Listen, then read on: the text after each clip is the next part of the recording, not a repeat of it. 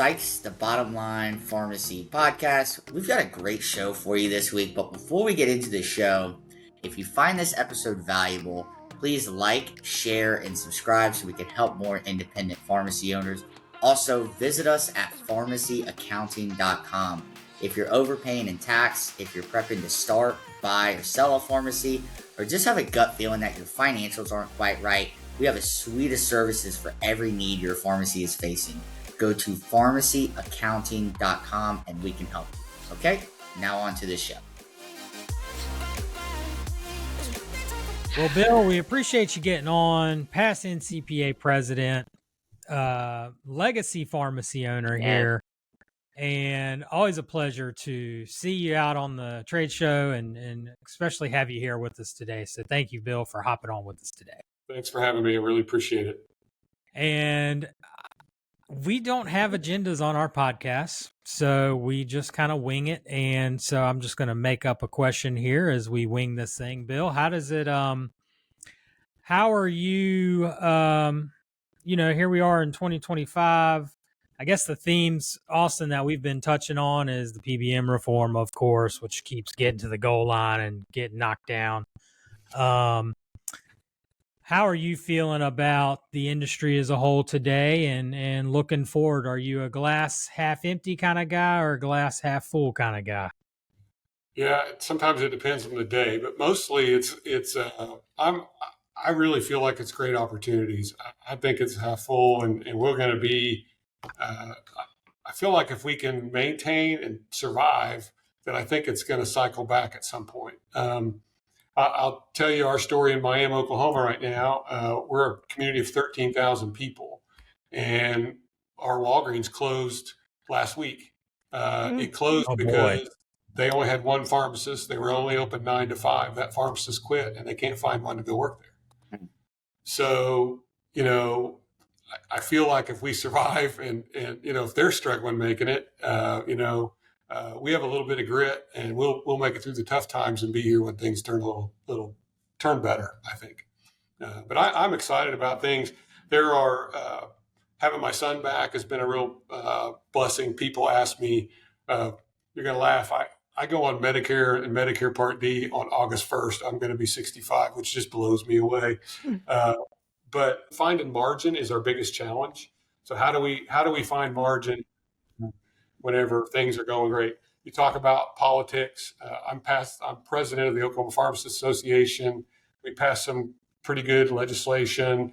Some of it went to the Supreme Court. They chose not to hear it. But one of them is it's not legal in the state of Oklahoma to fill a prescription, pay a pharmacy below their cost. So we have decided this year, I've hired somebody full-time to work to make appeals to the Attorney General's office of the state of Oklahoma when we appeal to the PBM and they still say that's contracted rate.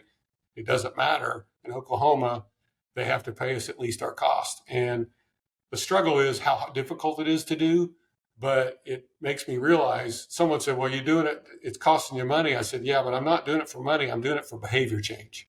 Yeah.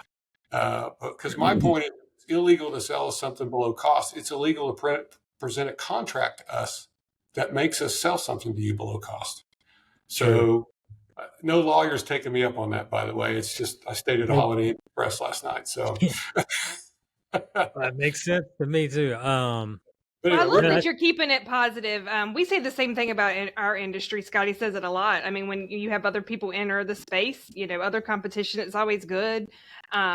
Whatever it is that's in the industry that you're working in, if you can keep it, like you said, glass half full, make changes, pivot, do what you have to do to keep going. That's the name of the game for sure. Control what you can control. That's right. You have to look at it in a positive light. It's, if you're going to do it, you got to be positive. You got to be looking ahead. You got to look for opportunities because they're there. Pharmacy is not going to go anywhere. People are going to need prescriptions. Are you going to be at the forefront of that or not? And so where can you fit in the evolving model that is community pharmacy and as it changes and evolves? So I don't know. That's the way I look at it. Whether I'm right or wrong, I don't know. But So Bill, you mentioned diversified revenue. Kind of how are you guys approaching that there in the small town of, it's not Miami. It's Miami. Very Miami. good. There we Yeah. go. Okay. I got that right. Yeah. It's fun because there are 13 Indian tribes in our county. One of them is the Miami tribe, but for some reason it's Miami. And so Miami. I asked the chief of the Miami tribe one time at a Rotary meeting. I said, "What is it, Miami tribe or Miami tribe?" Because it's the Miami tribe. He said, "We can't help the fact that the white man can't pronounce Miami." The Miami tribe. That sounds like a basketball team. The Miami tribe, right. Man. There you go. That could work. We actually are involved in. We did the 403B. Is that the deal with the 503B? Yeah, 503B. Those things, and we did that program. That's probably been one of our best programs lately. We did not compound any of that ourselves, but we sold it legally, FDA approved program, and it worked out really well. That has ended. So, but what we've learned in a rural environment, a lot of times you'll see somebody specialized. Well, I'm going to be a compounding pharmacist. Well, I'm going to be this. In a rural environment, you really have to do a lot of different things. You can't just be, we compound, we do, we deliver. I think in our delivery here in this one location, we do 50 to 80 stops a day, deliveries that we take out. So, but it's within, as you get in small town America, you can get anywhere in Miami, Oklahoma in 7 minutes. So. Now, just interested, Bill, because we get this question a lot. Do you charge for delivery? We don't, but we're thinking about it. Okay. Some of our partner locations have started charging because we got to eliminate the duplicate deliveries. That's the hard part. Then I was talking to one of our partners about the what's where they deliver the food. DoorDash or something DoorDash, like that. And they said that they're looking at, instead of doing their own delivery, having DoorDash do it. And here's the funny part. They tip the driver when they do a DoorDash. And exactly. Well, that's how Instacart is. That Instacart will pick up the food and then go to CVS and grab you whatever. So, and then you tip the driver. So I guess something similar like that. Yeah. That's an interesting take on it. They could stop by if they're doing something else, stop by the pharmacy and grab the prescription. I'm a big technology guy. I love technology. I've always been that way.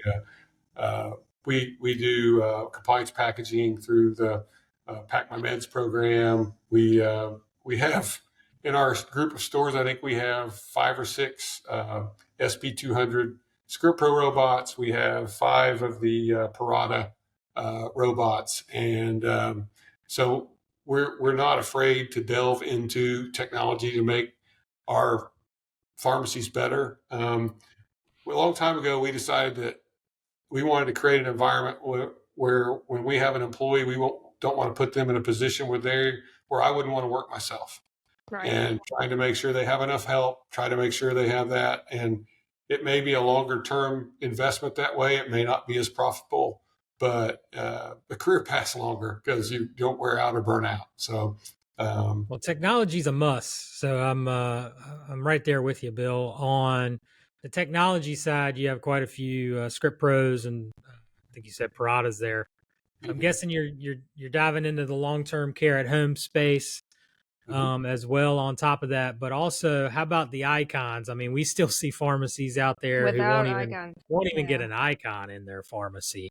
We've had one of those types of pieces. Well, I'll tell you what, we were looking at Bill Holmes was selling his original program at one of the meetings, and he was showing me the robot that you sat there and it brought you the bottle and you counted it and put it back. And I saw the video and I'm like, I don't need the robot, but I need that icon. And because the way it was filling, I mean, and the rhythm you get. So almost every one of our stores has an icon.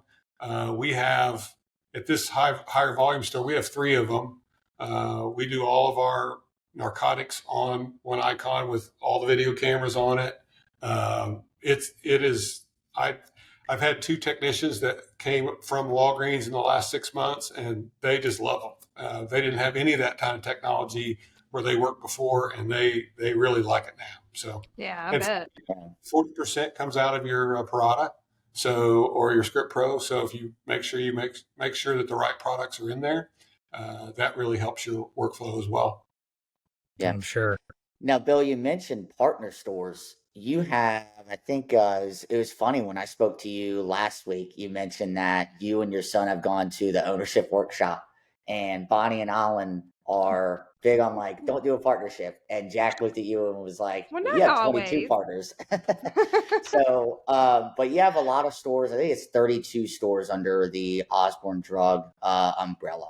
Let's kind of talk about that multi-store ownership mentality, going from like, say, one store or 2 to 3 to branching into however many stores you have now.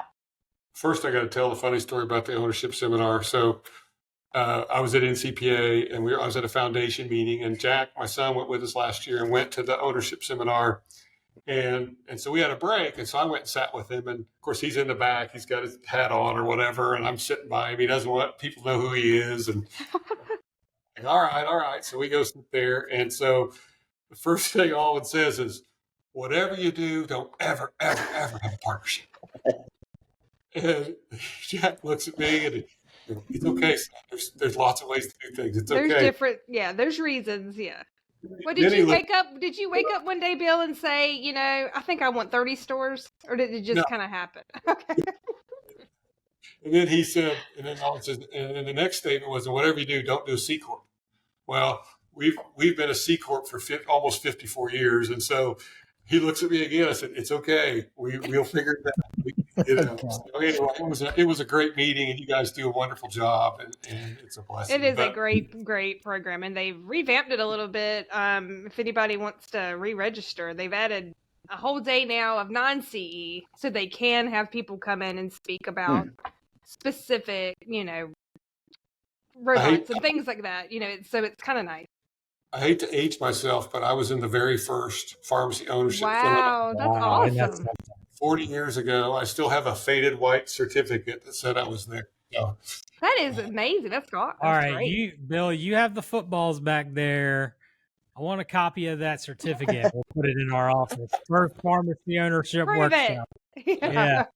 I'll frame it. We'll put it right there when you come off the elevator. Man, I love the workshops so much. It is always a great group, and everybody in there is ready to go, and great conversations. It's fantastic. So our structure is a little unique. My father always wanted to own his own store, and he was from a single parent family. His dad died. They had lead and zinc mines here years ago, and he had tuberculosis and died when he was 10. So he started working when he was 13, and worked his whole life, and never had, my grandmother was a school teacher. And so he had the desire. He always wanted to own his own pharmacy. He just never had the capital to do so. So in 1968, he bought out his partner, or his mentor. His name was John Wiley, and he had a partner. And then in 1971, he bought out his partner, or bought out Max Cole at that point. And so that's when Osborn Drugs was formed. And I remember as a kid, because it was all of a sudden my dad was working 16-hour days, and he was getting things paid off, and paid off his store within probably 3 to 5 years, had it paid off, and realized there were people just like him out there. There were people that didn't have the capital, but they had the desire and the skill set to be a good pharmacy owner. So our first rendition was a guy named Jim Spoon, who just retired, by the way, this last year. And we're still partners with him today. And he retired. So now we've passed it on into the family. And so done that. That was our first one. Jim's favorite quote at our partner meetings is, if I'd have screwed this up, none of you all would be here. So we set up the partnerships. The other thing Dad believed in that would drive Owen crazy is 50-50. So he's very, very passionate about it. You're getting all the notes on this one. I can make sure he watches it. Oh, yeah. Are you listening, Alan? Take notes. When you watch this, take notes. His point was, if you're going to do sweat equity and you want to make sure that you're working together to make decisions and not you're working for me. And it started that way. And, like I said, we've got 32 locations. We've got 21 pharmacists as business partners today over a 50-year period. If people ask me, I don't need a district manager. I don't need those things because I'm an equity partner with you. I am not a franchise. I don't make money whether you make money or not. We make money together. And I always look at it as most of these partners are a lot smarter than I am. They're motivated than I am, and I feel like you're planting a seed. And you just we have some structure, but you really watch it grow. And in the communities they're in, it's really been fun. So I enjoy it. I bet. So you'll ask Austin, what I'll say is someone say, well, do you own 32 stores? I'll say, no, I'm partners in 32 stores. Right. Yeah. And then over time, as I got active in NCPA, my dad and I had a rule, lots of father-son rules. We couldn't ever be gone at the same time. One of us had to be around. So Dad started doing NACDS things. And so we started being involved through him with NACDS, and I was doing NCPA. And what we found is there were a lot of things people would say, are you a chain or are you an independent? And my answer is, what do I need to be? If it's beneficial as economy of scale to my group that we're a chain, I'm a chain. Osborn Drug owns half of all these. So we have common ownership. If if I need to be an independent to get a better fee, this is a separate corporation. It's independent. So that's how we've run it. Now, there's lots of federal guidelines about ownership, as you know, with payroll and some of those things that we have to deal with. But all in all, each one of our partners runs their pharmacies in their communities that they're in. And I'm just in the background to help them try to create better value that we can. All of our stores run the same pharmacy system. We're all on Pioneer currently. Mm-hmm. We've been on, our first was 1985, I think, we were on CAPS, which was a mainframe. And then we went from that to PDX. And then we went from PDX to ComputerX, and then we were on this one. The PDX story that was funny is we were the 5th PDX installation in the country. Wow. So we used, at the time, we don't do this now, 3,000 statements a month we printed in charge accounts. Oh, boy. Charge accounts were a big part of our business. And so we go with PDX, we get online, we run our statements, and it randomly adds a nickel to every statement.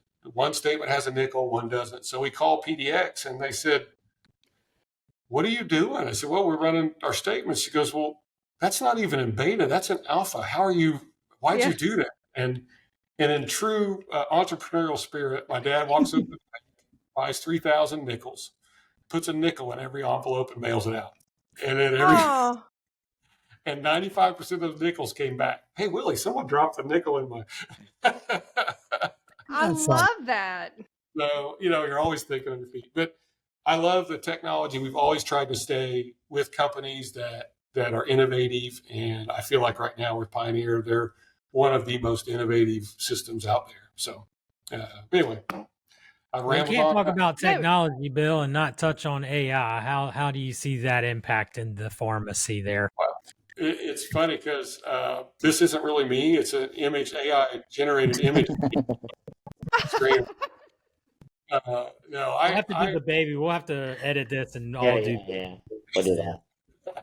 But I Build the baby. I think it's coming. It's going to change the world. It even, I use it now. I use ChatGPT and those things, but you have to be careful what you put on there. It isn't private information. So I've seen people where they do spreadsheets. I do hope at some point that entry will be done by AI, and I think that'll happen in the near future. I know some people are working on that, and oh yeah. So hopefully it'll get there, but hopefully the law will still require a pharmacist to be present. That's what I'm hoping. That's what we're I'm concerned about that too. I'm like, hopefully there will be a need for a CPA. Yeah, always. But I do think it'll never be know. It will be amazing. So I think it'll just take a pharmacist role and expand it even further with the expertise that you have and the tools that you'll have access to with AI. So it's just going to really catapult a pharmacist things you and can a do there. CPA, Bonnie, Yeah. into the I was future. kidding. I know we're needed. And so, yeah, I'm excited to see. It may take over the podcast, though. I don't know. No, not that. We might not need the podcast. We'll have. I do listen to a podcast that is AI. Yeah, Mm-hmm. Yeah, I mean it's crazy. Yeah, we may be on our way out on that, but I don't know, Bonnie. You're the star of the show. You can't replicate stressing that. today.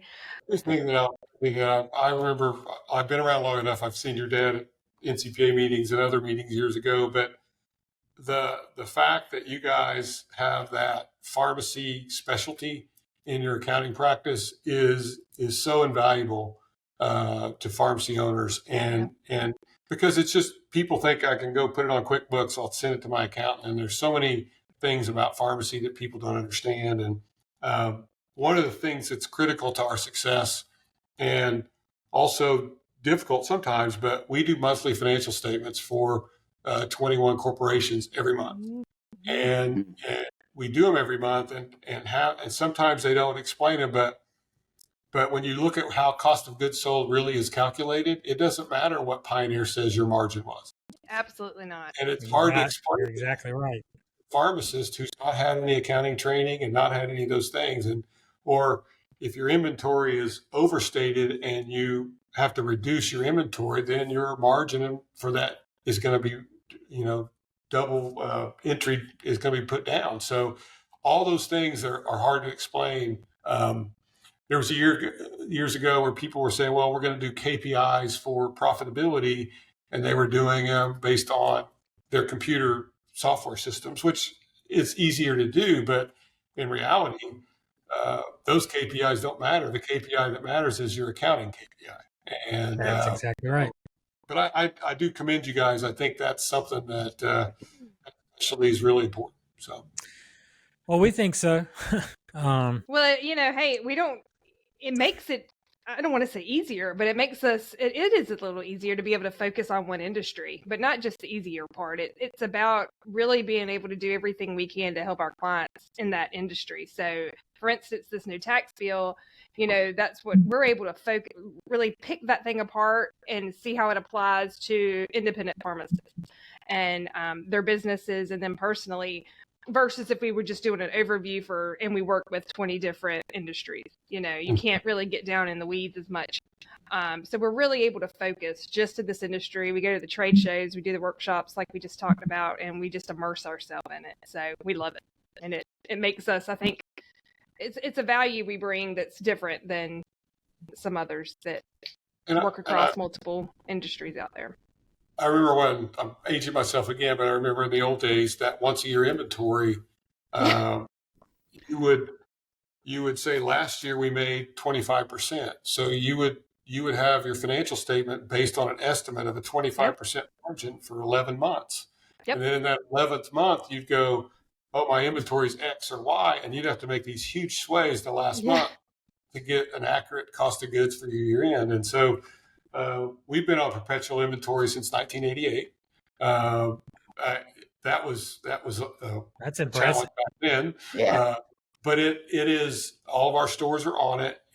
We have them turn their perpetual inventories for our accounting every month. All those sales numbers, all those things, so that we don't have those big swings on that 11th month. And so it's a big to be able to know how your pharmacy is operating. Like you said, I'm glad to hear you preaching it. The monthly financials, the adjusted monthly financials, to really be able to know how you're operating. And even if you were doing those and you weren't adjusting to a perpetual inventory, like you said, if you just did it once a year, you're just you don't really know how things are going until you make that big adjustment at the end. So. And we work on AR, for years, people they would cash their third-party check, or wouldn't put it in. You can't run a business like that anymore. It's got not put it in at all. When the checks used to come through, just keep it personally. Yeah. Those rebate checks never being reporting those.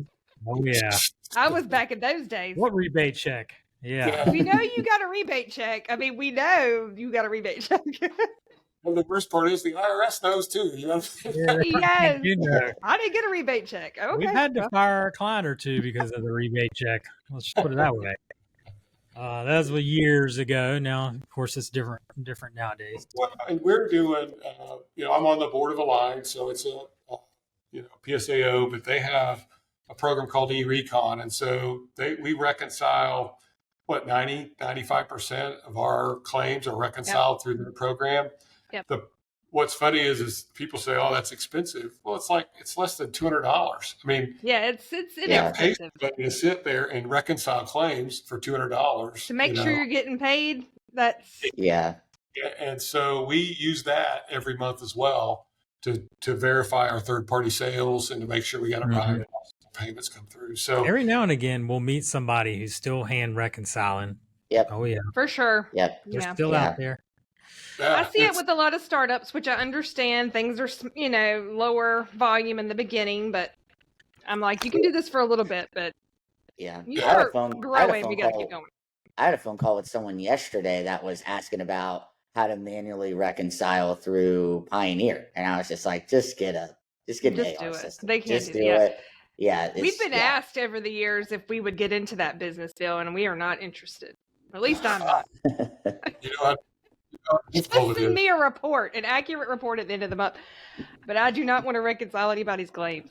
Yeah, it's a lot of work, and it's a program they're very proud of and worked on. We've been involved with it for a long time, but it if you don't know that, I mean, those two things, your AR and your inventory, those two numbers are huge. So drives the whole set of numbers. The two main things. Yeah. Right, but those are things, Austin, you ask about things we do. We do a lot of the back office things. We do all the payroll for our partners. We do, and just to put it out, we pay all the bills here, most of them. There are some now that are automated. There's other things out there, but to work with a partner, what we try to do is we try to have them approve the bills locally, send them to us, and we review them. So that way, each of us knows what's going on. So there's not some surprise. Hey, you bought a car this week? That was kind of yeah. Hey, we've had people open new locations and haven't told us, so Oh wow! Yeah. Okay, we can work on it. Yeah. Catch it up.